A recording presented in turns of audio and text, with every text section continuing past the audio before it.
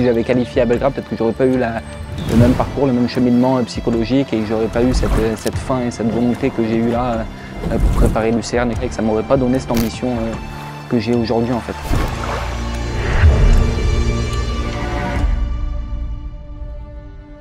Je m'appelle Alexis Sanchez, j'ai 25 ans, je suis double amputé fémoral depuis août 2019, depuis presque 5 ans, et je concours en skiff PR1 pour les Jeux paralympiques de Paris 2024. En fait, tout ça, ça a commencé sur mon lit d'hôpital. C'est mon père et ma famille qui m'avaient dit ça peut être l'opportunité de faire les Jeux. Et surtout que ces 5 ans, ça n'a pas été évident. J'ai fait vivre une épreuve qui était assez compliquée pour tout mon entourage, pour toute ma famille. Et en fait, dès le début, j'avais à cœur d'être moteur pour eux. Quand nous-mêmes, on accepte plus facilement la situation et qu'on vit plus facilement les choses, en fait, tout simplement, ça devient plus facile pour notre entourage. Finalement, Alexis, c'est le petit scarabée. C'est lui qui a déterminé cet insecte-là, parce que c'est un petit insecte mais qui est hyper costaud, qui est capable de faire beaucoup de choses en fait. En fait, le scarabée, c'est juste que il est capable de soulever 10 fois son poids. Et moi, je suis tout léger, je suis maigrichon, on va dire ça. Dans ma catégorie, je suis pas le plus grand, loin de là.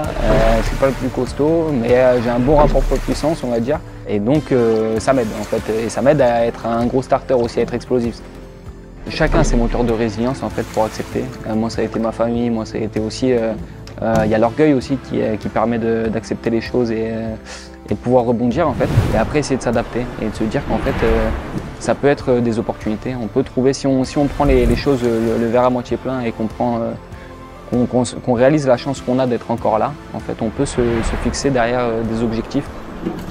À la base, de se faire couper les jambes à 21 ans, on aurait pu se dire c'est une fin en soi, sauf que si on arrive à saisir le bon côté des choses, ça devient limite des opportunités, que ce soit professionnellement ou sportivement et même dans la vie de tous les jours en fait.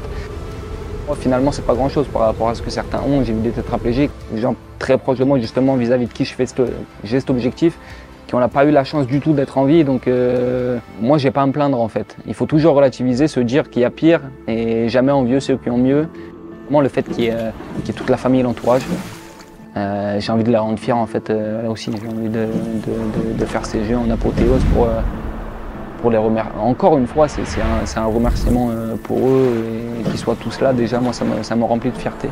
Et en plus de pouvoir représenter la France en France sur des jeux où c'est une fois tous les 100 ans, de pouvoir y être, rien que ça, je trouve que c'est assez incroyable en fait. Quand on regarde le parcours, quand je repense au mois avant l'accident et au mois il y a 5 ans qui était dans un tout maigrichon dans un lit d'hôpital on va dire.